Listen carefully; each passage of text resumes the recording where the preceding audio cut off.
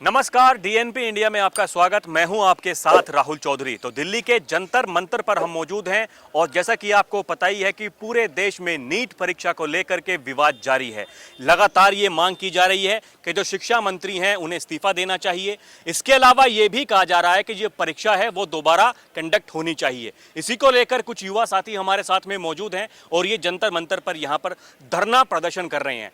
इन्हीं की ज़बानी जानते हैं कि इनकी क्या मांग है और क्यों इन्हें बार बार इस मंच का प्रयोग करना पड़ रहा है। सरकार से इनकी क्या गुजारिश है। भाई साहब, क्या नाम है आपका? मेरा नाम पृथ्वी है, मैं क्रांतिकारी युवा संगठन से हूँ।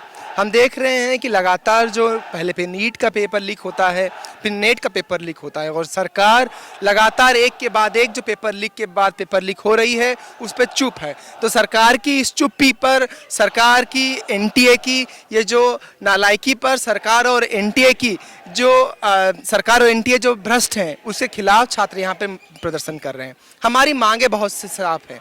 हम पहली मांग करते हैं कि देश के जो शिक्षा मंत्री हैं धर्मेंद्र प्रधान, जो पूरी तरीके से विफल रहे हैं इस पूरे के पूरे शिक्षा व्यवस्था को चलाने में, पूरे के पूरे नीट और नेट की परीक्षा को कराने में, इस भ्रष्ट एनटीए को बनाए रखने में, वो तत्काल अपने पद से इस्तीफा दें। अगर वो इस्तीफा नहीं दे रहे हैं तो देश के प्रधानमंत्री अब तक उन्हें हटा क्यों नहीं रहे हैं, ये हम आज उनसे पूछना चाहते हैं। साथ ही हम ये पूछना चाहते हैं इस सरकार को, जब सरकार कहती है कि हम इस पूरे के पूरे पेपर लीक की नैतिक जिम्मेदारी लेते हैं, ये कैसी नैतिक जिम्मेदारी है कि आप अपने पद पे बने हुए हैं? ये कैसी नैतिक जिम्मेदारी है कि आप आज भी उस एनटीए को बनाए रखे हुए हैं जिसने एक के बाद एक पेपर लीक किए? ये एनटीए है, ये शर्मनाक एनटीए है जिसके नीचे कोचिंग माफियाओं के सांठगांठ में एक के बाद एक पेपर लीक होते हैं और हम देखते हैं कि सरकार इस पर चुप है। इसीलिए हम यहाँ से मांग करते हैं कि जो नीट की परीक्षा है उसे फिर से कराई जाए। जो नेट की परीक्षा है और जो नीट की परीक्षा, दोनों में जो घोटाले हुए हैं, दोनों में जो गड़बड़ियां हुई हैं, उसके साथ साथ एनटीए के अंदर होने वाले जो बाकी परीक्षाएं हैं, चाहे वो सीयूटी हो, उस समय भी व्यापक गड़बड़ियां देखी गई। छात्रों की तमाम दिक्कत आई कि सेंटरों परीक्षा पहले एक दिन पहले कैंसिल हो जाते हैं, सेंटर बच्चों का रातों रात बदल दिया जाता है। इन सारी गड़बड़ियों का सुप्रीम कोर्ट की निगरानी में जाँच हो, क्योंकि ये सरकार, इस सरकार की एजेंसियाँ पूरी तरीके से विफल हुई है जनता के भरोसे को सही साबित करने में। जनता का सरकारी एजेंसियों पे भरोसा नहीं है, इसलिए हम मांग करते हैं कि सुप्रीम कोर्ट की निगरानी में एक इंडिपेंडेंट इंक्वायरी हो।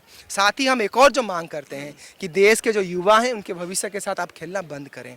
देश के युवा मेहनतकश परिवारों से आते हैं, बड़ी मुश्किल से 2-2 4-4 पैसे जोड़ के, पाई जोड़ के वो शिक्षा की दहलीज तक पहुँच पाते हैं। आपको नए शिक्षा संस्थान खोलने चाहिए थे, आपको उन्हें बेहतर अवसर दिए जाने चाहिए थे, लेकिन बजाय इसके आप क्या कर रहे हैं? उनके पास जो छोटा मोटा अवसर बचा था उसे भी आप पैसे वालों को बेच दे रहे हैं, उसे भी आप पेपर बेच के उनके हाथों से छीन ले जा रहे हैं। तो हम इस शिक्षा व्यवस्था की जो नाकामयाबी है उसके लिए सरकार की निंदा करते हैं और हम देश की जनता से अपील करते हैं कि वो साथ आएँ और इस लड़ाई को आगे बढ़ाएं। देखिए, देश की जनता को साथ में आने के लिए बोल रहे हैं, इस लड़ाई को आगे बढ़ाने के लिए बोल रहे हैं, ऐसी इनकी मांग है। कह रहे हैं कि पूरा का पूरा सिस्टम जो है वो फेल है। भाई साहब, आपका नाम क्या? जी, मेरा नाम आफ्ताब है, मैं दिल्ली यूनिवर्सिटी का स्टूडेंट हूँ। आपके कैसे विचार हैं, क्या कहेंगे आप? बताइए, क्या मांग है? देखिए, विचार ये है कि ये जो पिछले 1 महीने में जो पेपर धांधली गड़बड़ी का मामला पकड़ा गया, ये तो पकड़े गए मामले हैं जो वो खुद मानते हैं कि इंटीग्रिटी कॉम्प्रोमाइज़ हुई। डाटा ये है कि पिछले 7 साल में 70 पेपर लीक हुआ है। 2017 से 24 तक 70 पेपर लीक हुए हैं। ये वो आंकड़े हैं जो सामने आए हैं। ऐसे भी पेपर लीक होते हैं जो पकड़े नहीं जाते हैं। मामला सीधा सीधा ये आ गया है कि ये पेपर लीक की सरकार चल रही है और इसमें जो समस्या की जड़ में जो चीज़ है वो ये है कोचिंग माफिया। जब तक कोचिंग सिस्टम चलता रहेगा और लोग कोचिंग के सहारे सिलेक्शन लेते रहेंगे, तब तक ये सिस्टम ऐसे ही चलता रहेगा। मामला ये है कि कोचिंग माफिया इसमें इन्वॉल्व है। जब एंट्रेंस पेपर होता है, एंट्रेंस पेपर छपता कहाँ पर है? क्या वो सरकार की प्रिंटिंग प्रेस में छपता है या प्राइवेट प्रिंटिंग प्रेस में छपता है? तो निजीकरण इसकी जड़ में है सबसे पहले। दूसरी चीज़ ये है कि जब कोचिंग होता है तो कोचिंग में क्या होता है, एक बच्चा कोचिंग ले सकता है, एक बच्चा गरीब है वो कोचिंग नहीं ले सकता। तो पैसे के आधार पर अच्छी शिक्षा लेना तो वैसे ही करप्शन है। तो उस करप्शन को बढ़ाए रखने के लिए कोचिंग माफिया जितने भी प्रिंटिंग प्रेस हैं या और भी संगठन हैं उनसे मिल करके ये पेपर लीक करवाते हैं, ताकि वो अपना वो ब्रांडिंग कर सकें कि इस कोचिंग ने इतने सिलेक्शन दिए, उस कोचिंग ने इतने सिलेक्शन दिए।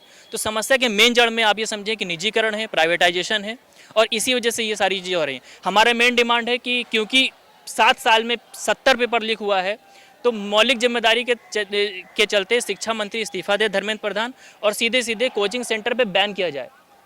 और सरकार को अपने कोचिंग सेंटर भी नहीं चलाने चाहिए। जब तक ये कोचिंग सेंटर चलते रहेंगे, एनटीए, नीट, ये पेपर बहुत ही आम है, हर दूसरा पेपर लीक होता ही रहेगा। अगर आप समस्या को सॉल्व करना चाहते हैं तो शिक्षा मंत्री पहले इस्तीफा दें और दूसरा है कोचिंग सेंटर बैन हो। कोचिंग सेंटर बैन हो, ऐसे ही इनकी मांग है। ये कहना चाहते हैं कि देखिए जिस तरीके से पूरा का पूरा जो निजीकरण हो गया है वो इस समस्या की जड़ है। आपका नाम क्या? मेरा नाम अंजलि है जी, मैं जामिया से मास्टर्स कर रही हूँ और इस बार मैंने नेट का एग्ज़ाम दिया था। तो अगले दिन ही पेपर कैंसिल हो गया क्योंकि पेपर लीक हुआ था। नीट में भी पेपर लीक हुआ, उसके बाद कई एग्ज़ाम कैंसिल कर दिए इसलिए कि शायद पेपर लीक हो सकता है। अब नई डेट्स आई हैं, हम कैसे मान लें कि पेपर लीक नहीं होगा? संस्थान तो वही है जो एग्ज़ाम करा रही है, न शिक्षा मंत्री बदले हैं, तो हम कैसे मान लें? स्टूडेंट्स नहीं भरोसा करते हैं एनटीए पे, नहीं भरोसा कर रहे हैं शिक्षा मंत्री पे कि हमारी समस्या को सुना जाएगा। एक तो इतना दूर सेंटर दिया गया, सब लोग मैं इतने सारे स्टूडेंट्स को जानती हूँ जो इतनी दूर दूर गए और बहुत सारे बच्चे बेहोश हो गए। इतना गर्मी है, इतनी गर्मी है, उसकी वजह से इतना दूर, एक तो इतना दूर सेंटर है। स्टूडेंट्स को पास में सेंटर क्यों नहीं दिया जाता है कि पेपर लीक हो जाएगा या कोई सेटिंग कर लेगा, ये उनका कहना होता है, लेकिन पेपर लीक तो उनके द्वारा ही हो रहा है। हम इतनी गर्मी में मजबूर खड़े हैं कि हम यहाँ पे प्रोटेस्ट करें। हम भी नहीं चाहते हैं यहाँ पे खड़े रहना, प्रोटेस्ट करना, लेकिन हमारे साथ अन्याय हो रहा है और हमारी कोई सुनवाई नहीं हो रही है। तो हम जब तक एनटीए को ख़त्म नहीं किया जाएगा और धर्मेंद्र प्रधान इस्तीफ़ा नहीं देते हैं, हम यहीं खड़े रहेंगे, हम अपना सिटिंग नहीं ख़त्म करेंगे और ये मांग जब तक पूरी नहीं होगी हम यहीं खड़े रहेंगे। देखिए कहना है कि भरोसा नहीं है क्योंकि शिक्षा मंत्री वही हैं और जो संस्था है वो भी वही की वही है। अगर दोबारा पेपर भी होगा उसके बावजूद भी ये क्या गारंटी है कि सब कुछ पारदर्शी तरीके से हो जाएगा? अब कब तक ये सिलसिला चलता रहेगा और कब तक जो ये युवा हैं, जो छात्र छात्राएं हैं, इनको न्याय नहीं मिलेगा, ये देखना दिलचस्प होगा। और न्याय मिलेगा तो वो किस रूप में मिलेगा? क्योंकि पहले भी जैसे कि हम बता चुके हैं कि बहुत सारे विद्यार्थी ऐसे हैं, छात्र छात्राएं ऐसी हैं जो कि इस पेपर में मेहनत से पास हुए हैं। अब क्या उनका मनोबल नहीं टूटेगा जब वो दोबारा पेपर देने के लिए जाएंगे? ये भी एक बहुत बड़ा सवाल है। और जिन्होंने मेहनत करने के बावजूद जिनका अच्छे मार्क्स इस एग्जाम में नहीं आए हैं, क्योंकि इस तरह के आरोप लग रहे हैं कि पेपर लीक है पहले से ही, और ये पूरा का पूरा जो सिलसिला है ये कहां पर जाकर रुकेगा उसका रहेगा इंतजार। बहरहाल अभी के लिए इतना ही। आप देखते रहें डीएनपी इंडिया। कैमरा पर्सन प्रिय के साथ मैं राहुल चौधरी, नमस्कार।